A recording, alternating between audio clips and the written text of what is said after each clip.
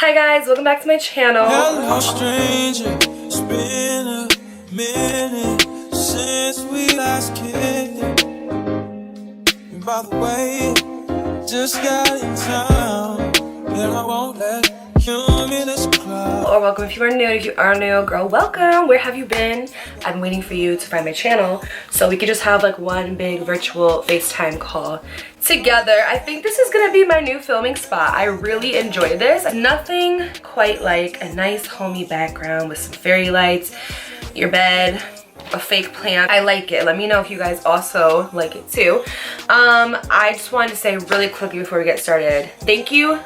Like, I'm not crying this time because I don't have my period, okay? So we're not gonna do that, but like, thank you so much from the bottom of my heart for those of you who commented on my last video. Contrary to popular belief, that's the first time I've ever said that in one take. I'm always like, popular to contrary belief, bitch, what are you talking about? But no, for real, contrary to popular belief, I am a very private person. I always say, if you meet me in person, like outside of YouTube, I'm the same girl. I'm the same exact girl.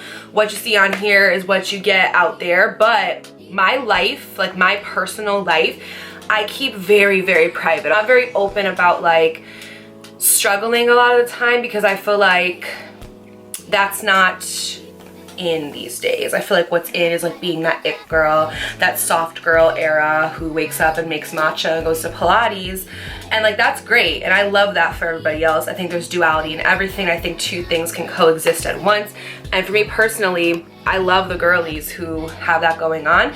But there's also girlies like me and like you who are sitting here and we're like, yo, we don't have our shit together and we don't know where we're going in life, but like, who does have their stuff together? Like, what does it even look like to have your life together these days? I don't think I know anybody who has it 100% together, and that's okay. Like, we don't need to always have it 100% together. And like, I was talking on the phone with my mom last night because she was like, did you see the comments on the video? And I was like, oh my God, yes, like that is absolutely insane. Like, there's 111 comments in that video, which 111 are my angel numbers, and every single comment is so positive. Like, there's information for like me or for you if you're going through the same thing to get better. There's uplifting messages, and I love the community that we have here, and that is the content I want to start creating, is real and vulnerable and transparent, because YouTube does not have enough of that. As a special treat, I wanted to give you guys a daycare story time. If you guys are new here, I basically just tell a bunch of crazy stories about shit that used to happen at this daycare I used to work at, okay? And it was a lot of messy coworkers, a lot of messy situations,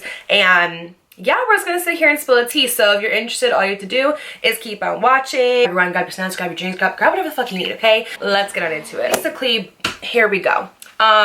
Last I was leaving off, I was basically talking about how I got this new co-teacher named Casey. She had come into my room, taken over the position of my previous coworker, and I was the head teacher and she was like the assistant teacher. Okay, great, cool, so fantastic.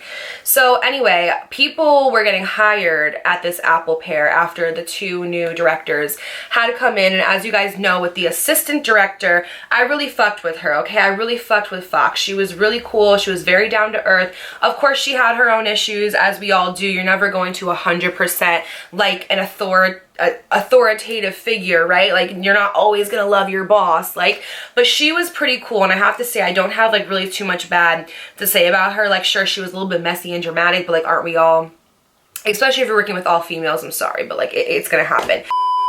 But Hound was just, I grew, my disdain for her grew every single day because she was so condescending. I would rather have somebody be a flat out horrid bitch to me than to do it in a condescending way, okay? Like, she would do shit like she would come to the door and she'd be like, oh my God, like, it looks clean in here for once, ladies, good job. And I'm like, are you not ashamed of yourself?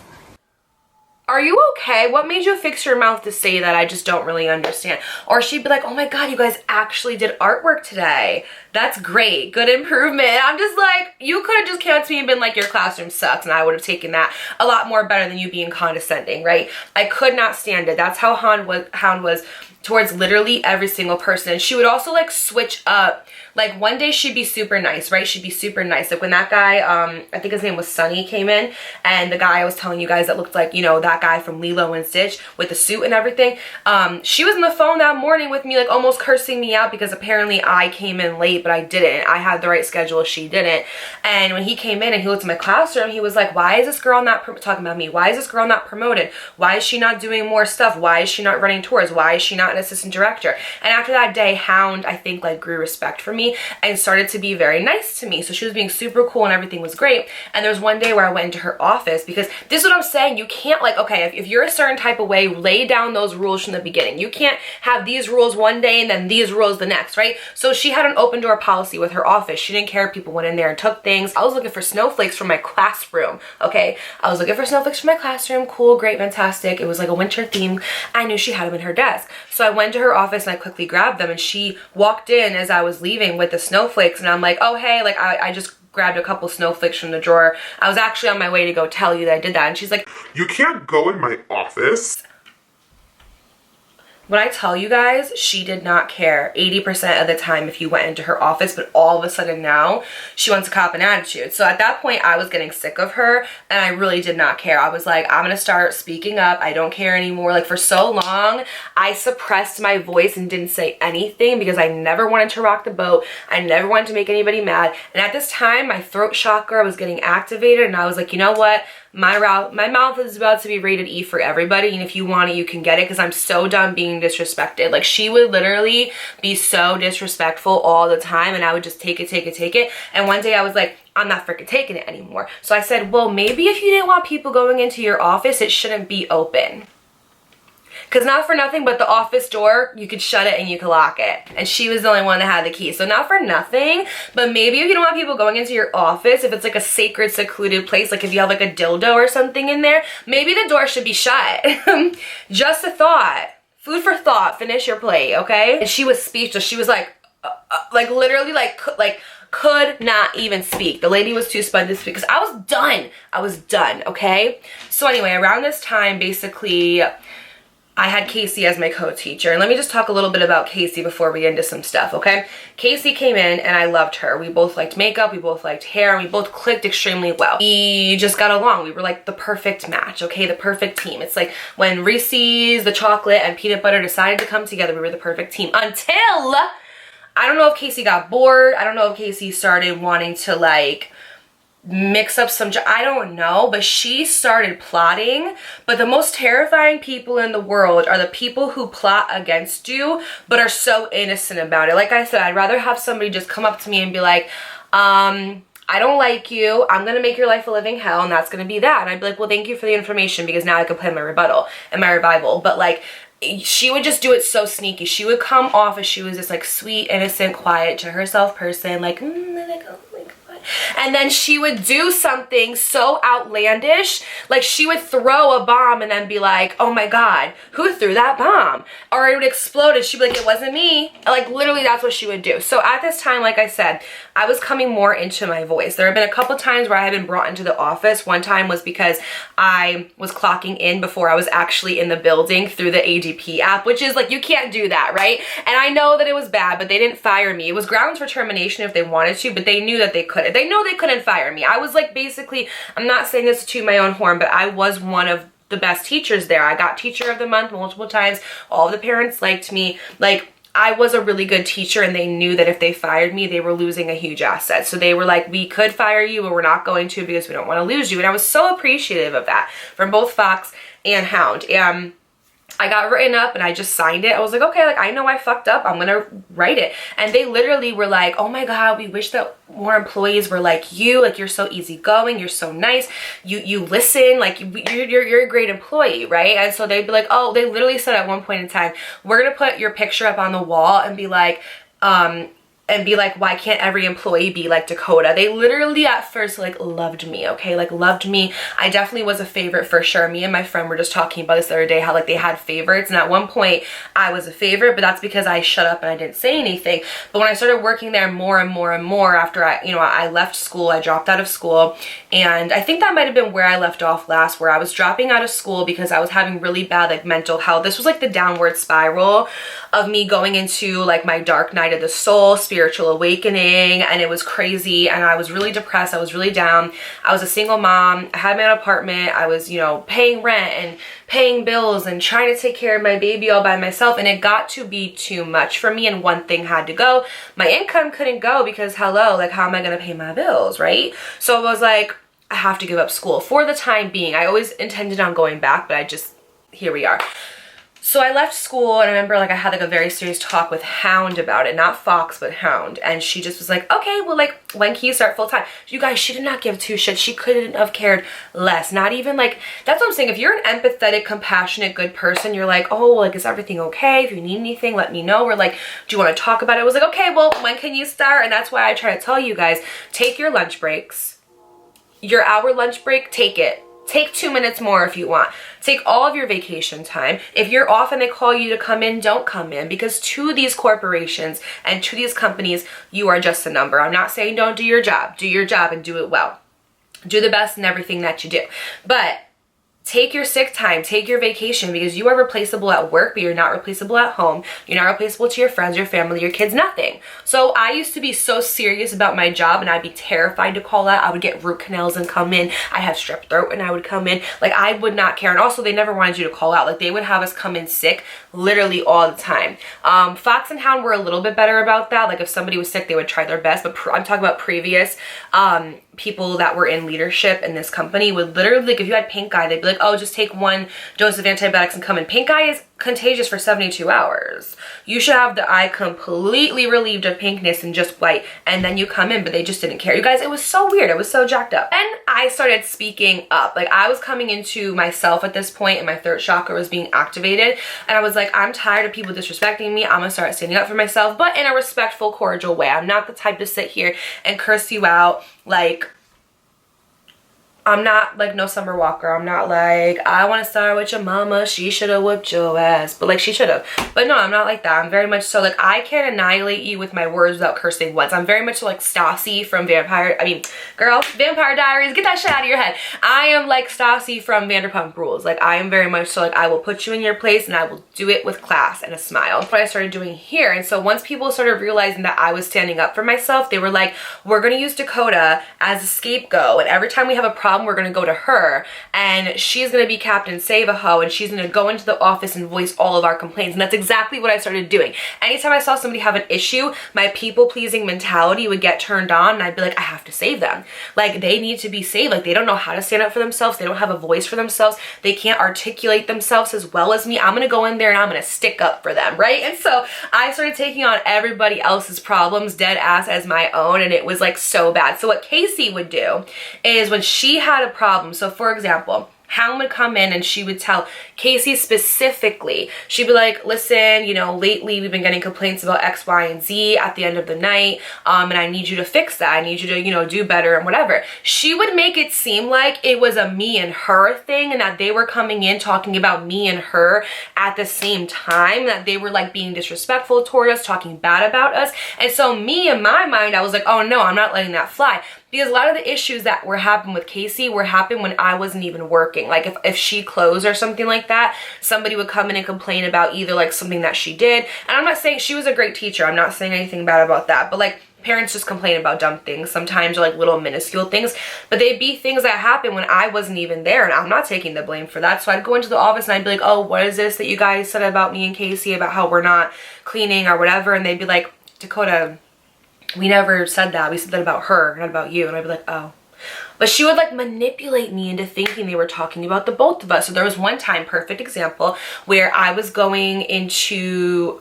No, I was in the infant room, and I had like a really early shift that morning, 7 a.m. and I was there, and around 9 we have to change the baby. So right before 9, one of my co-teachers came in and grabbed one of these little kids, and she was like, hey, I'm gonna go bring him into the next room. Fox is going to take him until another teacher comes in to relieve her. And I was like, okay, cool, awesome.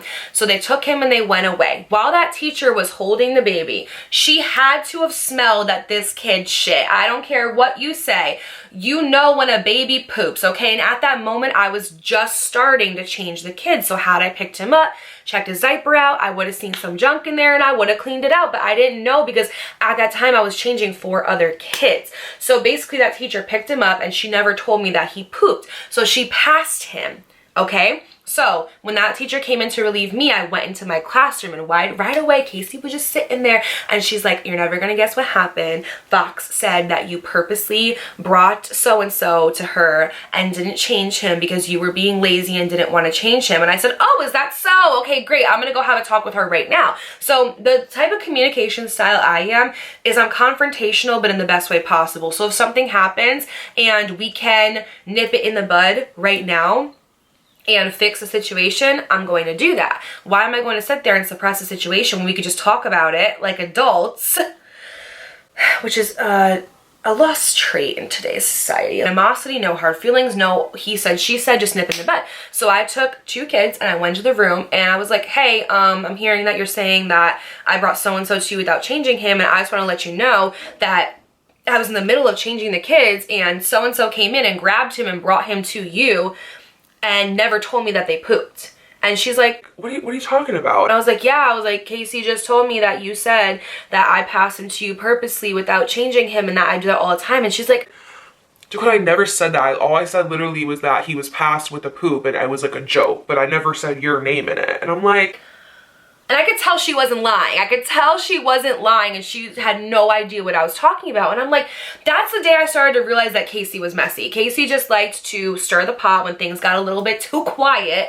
And it unfortunately was at my expense, even though that was supposed to be one of my best friends at work. Like, she would constantly get me involved in stuff and throw the bomb and then be like, oh my God, it's exploding. What? And I didn't know this until I left, until we had a falling out and so much information just came to me. I was like, okay, that makes sense. So basically she would do this all the time, and then what would happen is it would make her look like the good guy because she wasn't the one pushing back on these issues. I was a sacrificial lamb that would take all of our problems in the classroom and go voice it to the office, and I'd be in there all the time being like, I heard you said this, I heard you said that, blah blah blah blah, and she would be just in the back like this chilling.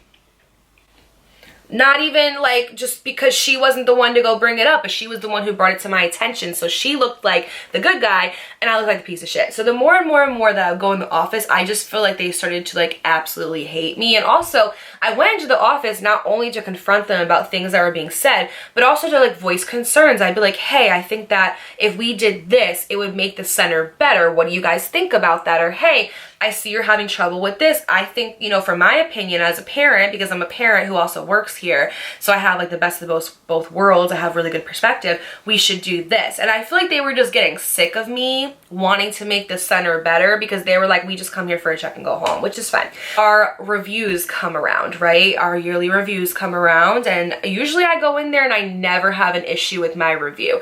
Also, we were supposed to get reviews twice a year, quarterly and then the end of the year.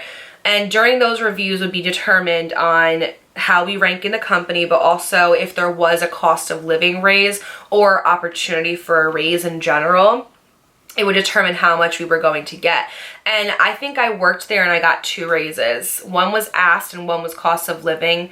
Oh no, 3. And one was cost of living and there was another one. And I worked there for 6 years. That's absolute BS. Like, it's absolutely crazy. So anyway, I go in there for my review and they have the nerve to say to me, and I will never forget, I told Casey specifically, I was like, I'm gonna go in there with a glass of water and I'm just gonna drink the water the whole time so I don't say anything that I regret. They had the nerve to say to me that, yeah, you know, like, you once had this like light in you when you walked through the door, and now when you come here, it just seems like you don't want to be here, and it just seems like, you know, sometimes you just have like a negative attitude. And I'm like,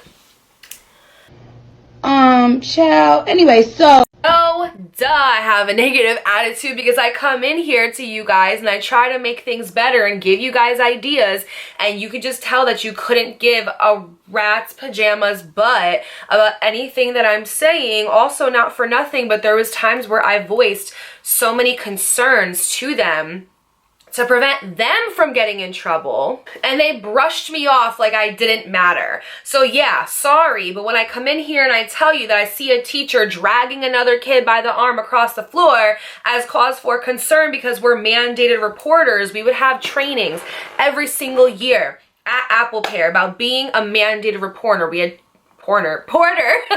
We had 2 trainings every year. It's called Professional Development Day. We're on a holiday like Martin Luther King Day or Labor Day or whatever. They would shut down the whole center and you would come in for 8 hours and have to sit through videos and stupid trainings and team building exercises because God forbid they ever gave us a day off. Do you guys know that I never had a snow day working there? Every single time that it snowed, they were still open. I'm talking about there would be like, there was one time where there was a road emergency hazard where the highways were completely blocked off. Nobody was allowed to go on there because it was a state of emergency. Apple Pear was still open. Every other single daycare closed. And they're like, oh, well, we have a lot of families who are doctors and lawyers and nurses. How is that my problem? I'm sorry, but how is that? And also, that what doesn't make sense too is that at this daycare, you paid tuition the week before. So I would pay Friday for the next week. So y'all already been paid. And also, if your kid missed a day, you couldn't go in there and be like, oh, hey, can I have a refund for that one day? Because the price to go there for 3 days was the same as 5. So even if the kid missed 2 days, you still have to pay full time for that week. So y'all are already paid. So you can't even say it's money. So what is it? Like, just, oh my God, this corporation was just so greedy, so money hungry. And it really wasn't the director's fault. It was just like the region, like they would call and say like, oh no, we're going to stay open. Like it wasn't them. It was like the higher ups that are just super corrupt, super money hungry, don't care about anybody else's well-being. Because guess what? While I'm driving my Honda Civic there to work that day, almost falling off the side of the damn road, you're sitting in your office on a phone making another $1 million deal. So no, sorry, but we don't live the same life. Like, sorry about it. But anyway. So yeah, a couple of the concerns that I voiced, I guess we can just kind of segue into that. So like I said, at this job, it was very hard for you to get fired. And if you got fired, it was basically somebody had something against you and wanted you out and was looking for any little thing to write you up or get you fired, whatever. But there was plain and simple, point blank period, chapter is closed, Mary had a little lamb, like should not have been working at that center. There's some people who should not be teachers. Hi. Oh, you answered! Yeah, I don't care. I'll never be too good for secondhand furniture. I don't know. It's like exhilarating for me shopping on Facebook Marketplace. I love when I need something. As I was saying, there are just plain and simple certain teachers that should not have been working with children at this facility, and there's 2 specific ones that I'm going to talk about.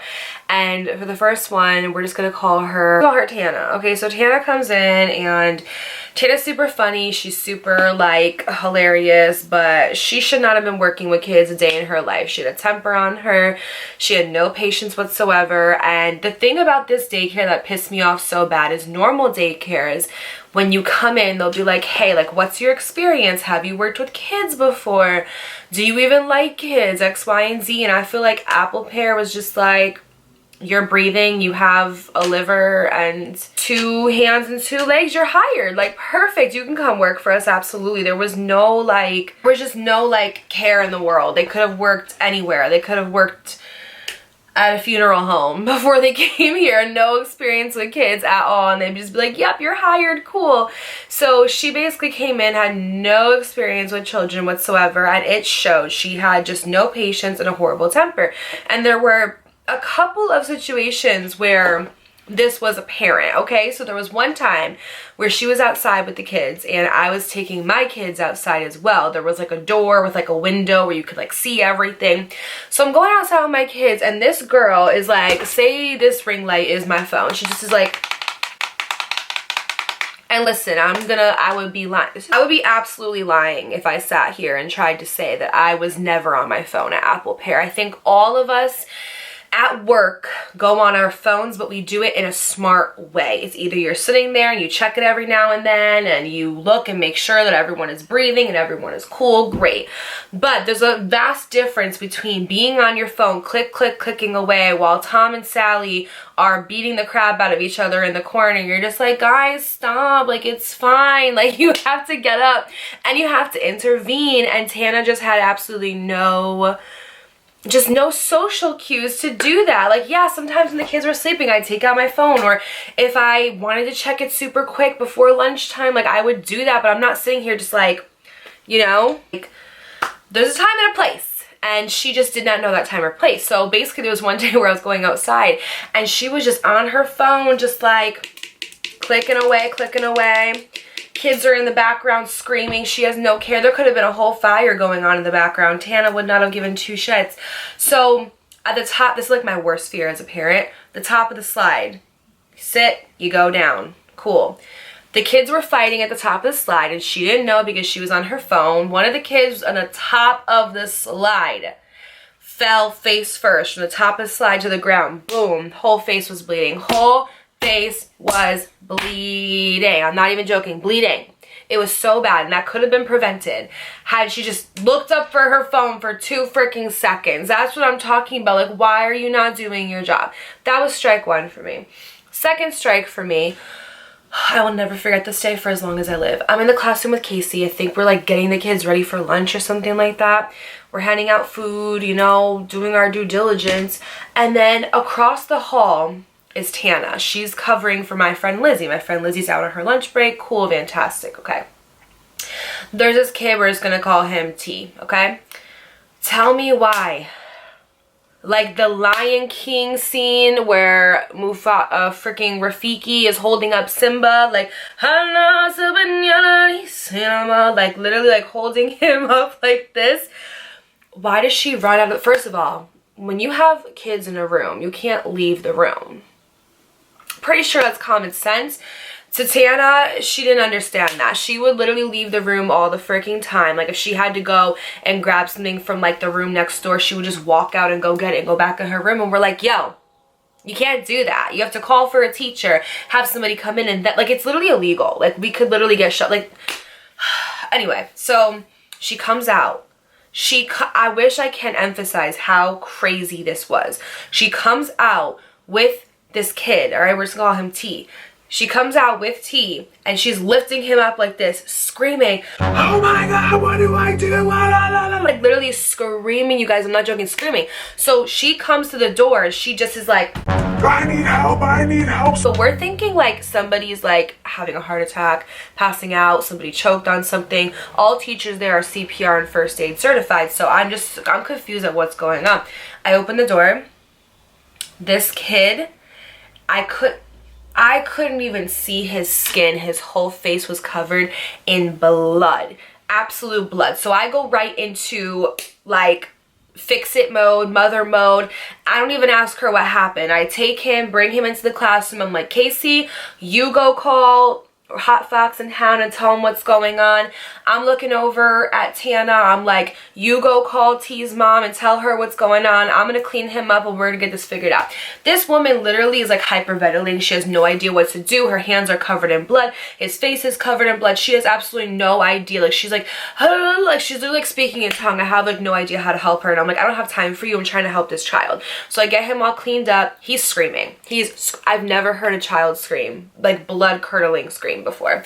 So I don't even know where the blood is coming from. Like I said, I don't ask questions. I just get right into cleaning him up, and I find the wound. It's a huge ass gash at the top of his head. Huge ass gash right here. Just gushing. I'm telling you, gushing. Like, you know when you have like a really bad cut and the blood doesn't stop? Picture that times 100. Like, it's gushing blood. So I grab a towel. I immediately put pressure on it. I'm like, Casey, you need to go call Fox and Hound. So she calls Fox and Hound and they come in. And they're like, oh my God, what's going on? And I'm like, actually, I don't really know. I was like, Tana just came over here screaming, holding this kid like he's freaking Simba in the air. And I grabbed him and I just put a towel against his head. I was like, someone needs to call his mother. This is bad. He's going to need stitches. I could already tell. I didn't even look at it for more than 10 seconds. I could tell. I was like, this is going to need stitches. It's really bad. So I keep putting pressure. I eventually get him to calm down. I think I got him like an ice pack. I got him like a snack. I don't know. I did whatever I could to help him feel comfortable during that time. And this kid was like one of my favorite kids, the daycare. I wanted him in my classroom so bad, but he ended up going to my friend Lizzie, and we would like fight about him all the time. I'm like, I want him, like he's so cute. So it just was so unfortunate that unfortunately this happened to him. But I'm just trying to make him as comfortable as possible. I'm putting the towel over his head. I'm like calming him down, and I'm like, someone needs to go call his mom because I can't do it. And in case he's like, well, I'm not doing it, because like we were freaking out because it was a really bad gash. If that was my kid, I would have been screaming. I'd be like, what the fuck? Like, how does this happen? Like a little scratch here and there, okay, cool, little, you know, scrape on the knee, but like this kid looked like he just walked into like the biggest steak knife you could possibly find. So they go into Tana's room and they start talking to her, and they're like trying to figure out what happened. And then they come over to me and they were like, okay, Dakota, we're gonna take T up front, but can you actually go and relieve Tana for a couple minutes? She's like pretty traumatized over what happened and she needs to go like take a walk. And I'm like, she's traumatized over what happened. She didn't do anything. This kid had a gash in his head and she brought him to me. I was like, I should be the one traumatized. But that's what I'm talking about. Just like, no, nothing upstairs. So I'm like, okay. I go into Tana's room. It is a bloodbath. It is a blood bath. Like there's blood all over the floor, all over the door. And I quickly put 2 and 2 together that he obviously was by the door and was near the door hinge and fell into it and had a huge gash in his head. Basically what Tana told, which is a bold-faced lie, is that T was walking, tripped over his own 2 feet, hit his head on the hinge, and got a gash in it. Which that, if it was me, that's probably what would have happened, right? I'm not stupid. I know what happened. What happened is the kids used to all go to the door because, like I said, these doors had windows in them because we had an open door policy where at any point, this pissed me off so bad. Any point during the day, parents could come in and walk into the classroom and spend time with their kids. And most of you were like, well, that's cool, Dakota. Like, that's great. They get to come in and spend time with their kids. No. The parents that would do this would be the ones where their kids screamed bloody murder the second they saw them because they wanted to go home and have like an anxious attachment style. Those parents would purposely come in like on their lunch breaks and come into the room and like leave knowing that their kid was going to scream bloody murder for the rest of the day and not nap. Like they would always do it at lunchtime and they wouldn't nap, and then we would be out of ratio. We wouldn't be able to go on our lunch breaks because of it. Like it was really bad. We went to go on lunch break, but like not till like way later because we were out of ratio. It's just absolutely freaking insane, okay? So the parents where their kids would like normally scream bloody murder, they would literally like drop them off and run because they knew that if they stayed any longer, their kid was gonna freak out. So we had an open door policy, and so what we had was a door that had like a window on it. So it was like a big ass door, and there was a window that was like this big where you could see in, you could see out. Cool. The kids would be interested in like things that were going on near the hallway, so they would always stand by that door, and we would always have to pull them away. It was a rule that we couldn't let them stand by that door because if a parent comes in who's coming on a tour, that looks kind of bad. Like, why are the kids all by the door? Why aren't they playing or engaging in activity, or why is the teacher letting them stand there? So it was a rule. We could not have the kids by the door at all. Plus they would always like bite their snot on it and stuff, and so to alleviate that, having to clean 5 million times a day, we would always have to take them away from that door. Like now I said, Tana had 4 kids in her room. During this time, she was not changing any diapers. How do I know that? Because we had set schedules. So it was like 9, 12, 2, and 5:30, okay? This was, I want to say, I don't remember exactly what time it was, but I remember for sure it was not a time where the kids were getting their diaper changed, okay? So well, we know what happened, like me and my coworkers talked about, is she was on her phone, as she always is. The kids were by the door, and they were trying to look outside. They probably got into a fight because the kids would try to like push the other ones out of the way so they could see out of the door.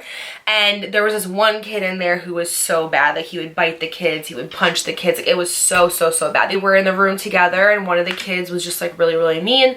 He ended up pushing T, like I guess they were arguing over like a toy or to go to the door or something, and he pushed T into the door, and that's why he hit his head. Now, these things can happen in like a split of a second. Even the best teacher, one of your kids is gonna get hurt. Like, it just happens, right? They trip over their 2 feet, they're clumsy, they get into a fight, you could be changing a diaper, like, or just not, you could just not see, like, it happens. But this teacher was on her phone. She was on her phone. Okay? So because of that, he gashed, literally split his fucking head open. You could like see like the layers of, it was so bad, you guys. This is the worst part. Not only did she not get any reprimanding, not only did she get not like talked to or anything like that, but when they called T's mom, they told her, you would have thought that they told her, hey, we're going to Target, do you want me to pick you up anything?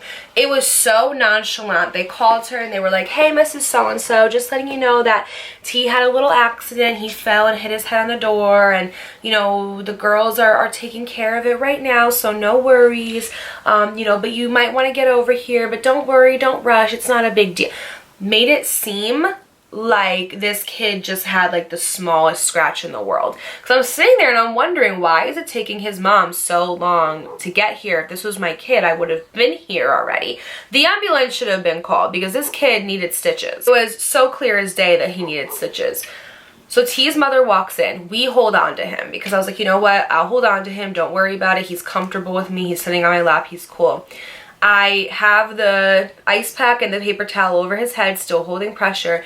His mom walks in, and T's mom was the coolest mom in the whole entire planet. She was super laid back, very soft-spoken, didn't care about much as long as her kid was happy. Like, she didn't care if he came home with somebody else's shirt on, didn't care if he came home a mess. Like, as long as he was happy, she was fine. She just wanted him to be happy. She was a single mom, working full-time, working her ass off, trying to make the best life possible for her son.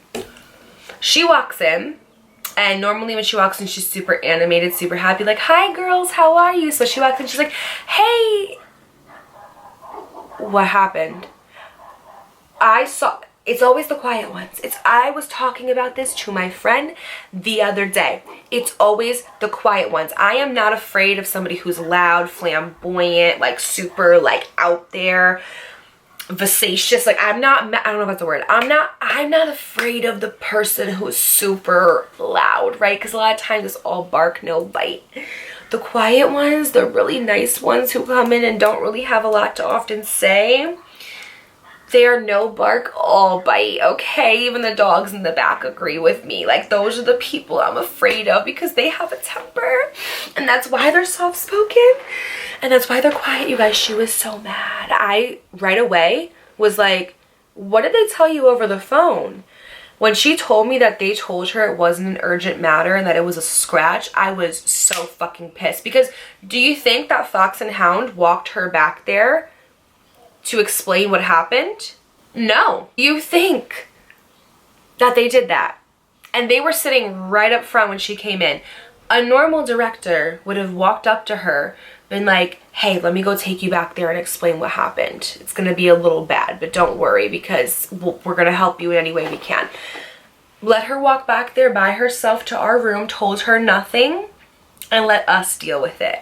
So right away, when she tells me that, I was like, this is what I tell her everything. I'm like, he was not in here. First, let me say that. I was like, look, you could look at my board. Like I told you guys, we always had those little checklists that said the name and said the time and what classroom they were in. And we checked those every half hour. I had those in my room, okay? And I showed her, I was like, he came in here at this time. The incident on the report happened at this time. I was like, he was with Tana. He was not with us. She basically thought that she was coming in to just basically see like the smallest little scratch on her child in the whole entire world, that it wasn't a big deal.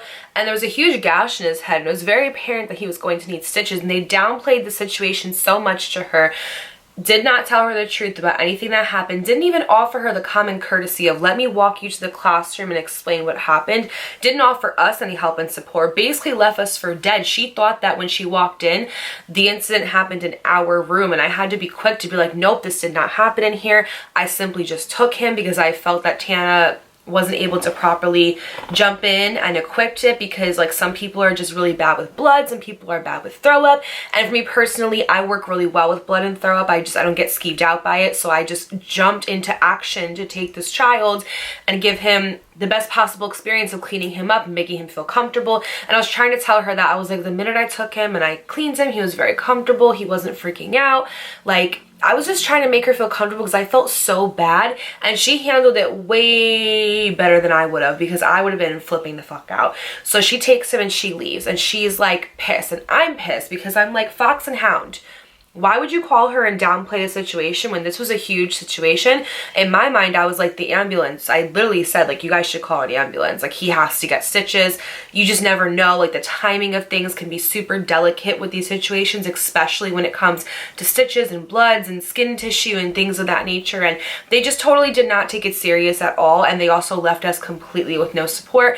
And knowing T's mom and how upset she was, you could tell how upset somebody is by how quiet they are. Okay, I knew that she was going to press charges, and she did. She basically, I don't know exactly the legality of what happened, because I ended up leaving, I want to say a month after this incident. Maybe my timing could be wrong, but I do know that she did take him out, and then she was suing Apple Pear, and rightfully so, because that was absolutely ridiculous with what happened, and they should be held liable for his emergency visits, for his stitches and things like that, because she had to take him to the hospital and they were there for about 9 hours, because going to the emergency room in the middle of the day is like going to the DMV 3 hours after they open. It's an absolute madhouse. Like, it is absolutely horrible. And she was there all day. He was screaming. It's one thing if you have to get stitches in like a hand or a foot or a leg or something of that nature, but to have to get stitches in your head, like the way she described the whole story to us was just horrible. And I remember like the day, maybe like 3 days to a week, I don't remember, after he came in, I was just profusely apologizing. I was like, I am so sorry. When you came in, I thought you were coming in with the knowledge of what happened, and I had no idea you didn't know, and I'm so sorry. I explained to her, and even Casey was like, yeah, Dakota told them to call you and tell you what happened. I wish I would have called her, because I just felt so bad. And she kept saying, like, this is not your fault at all. This is Tana's fault. And from that day forward, she no longer wanted T to be in the room with Tana. And they tried to tell her that she can't do that. She can't just pick which child her kid goes with. And she's like, I'm pretty sure I can, considering that my child had to go to the hospital because of the negligence of this teacher. And they tried to tell her that she couldn't pick which room that her child went into, which is false. There were so many times in the past where a parent who was super like uptight and just rude would go there and be like, I don't want my child with so-and-so, they need to go with this one. They'd be like, okay, done. But when it's a parent who is laid back, chill, doesn't ask for much, they treat them worse. It makes no sense. It's like when you have a really good employee and a really crappy employee, you treat the crappy one better because like they're rude or because there's pushback, and the good employee that shows up on time is super nice, is super out there and super outgoing and super like conformative. They treat them like shit. And then same thing with the parent. There was families that would come in here and the parents would be like super laid back, chill, happy, go lucky, and those are the families and the kids that we want at the center. Like, that's the kind of community that we want. And they would just treat them like, if there was an issue, they would just be like, oh well, whatever, you know, it's just Allison's mom, you know, Allison's mom never cares, like she won't mind. Like, it just didn't make any sense to me. Like, for example, like if a kid had to get passed, they would keep passing the same kid. And I'm like, why don't you pass different kids every day? Because that way that one kid is not always just getting shoved around to different rooms. Like if we needed, you know, another teacher, another room, you know, move some kids, whatever. And they'd be like, oh, what's Allison's mom? She doesn't care. I don't want to do it to like Henderson's mom because she's rude and I don't want to rock the boat with her. Like, you're running a business, act like it. So with, I feel like T's mom, because she was so laid back and she was so chill, I think that's why they didn't press the urgence to call her and tell her what happened. But also, they wouldn't respect her wishes to move him. I guess she wanted him to be with me. What ended up happening was after that, that's when she pressed the charges. That's when she like filed the paperwork, and rightfully so, because y'all done fucked up. You don't do that to a mom. You don't do that to Mama Bear, okay? No. It was like, what, second strike? The third strike was when I literally saw Tana. I'm not joking. Saw Tana. A kid was having a temper tantrum. She was like coming inside. I don't know why everything always happens when she's like coming inside from somewhere. She grabbed him by his arm and was like literally, because I guess he wouldn't stand up and walk. and I get it, but you can't drag a kid across the floor. She like had him by his arm and was like dragging him along the floor because he wouldn't get up and walk. It's like you just pick the kid up and you walk in the classroom and he'll be there screaming and flailing his arms, but you cannot. If I was a mother and I saw that happening to my child, I would go to jail. I would go to jail. I would go to jail. I would go to jail. That was my third strike. After that, I went to the office, and I'm not gonna lie, I did. I was a Karen. I was like, y'all need to fire her. Y'all need to fire her. Like, I'm sorry, but this is ridiculous. How many incidents have to happen? How many kids have to go home with a bloody, broken face? How many complaints have to be made for y'all to do something? But no, because having a body there was more important. Having somebody there, that way they didn't have to stay an extra hour. That way they didn't have to call other centers to accommodate teachers. That way they didn't have to actually put in the proper time to interviewing quality employees. No, having a body there was more important. As long as you were breathing, you were allowed to work there. I'm pretty sure if a cucumber was able to breathe, it would fucking work at Apple Pear. Like, it was just a joke. It was a joke. This whole job was a joke. This whole place is a joke. Absolute joke. Next time on Dragon Ball Z. She would always get me into some stuff. She was always being manipulative and always being sneaky, throwing the bomb and then being like, oh, who did it? Oh my God, there's an explosion. Who threw the bomb? Not me, hands free. Back, I'm just like, ugh. Anyway, go into your room. Take the construction paper, use probably 89% of it and come back with like 4 sheets and be like, here, I borrowed this from you 2 weeks ago. Why? If people are truly like talking about me, why do they feel so comfortable coming to you if you're my friend and everyone knows that we're like really good friends, right? Why are you still so mad? This happened 6 years ago. I was thinking in my mind, like, cool, we don't have no beef anymore. We've all moved on. We've all made peace. Y'all are apparently still mad. And it doesn't make sense. So anyway, first of all, she commented the same thing 3 times. So babe, you must really want to be noticed. So I'm going to give you a couple minutes. Baby, I wonder, would you just put your sweats on for me? Yeah. I got the plug.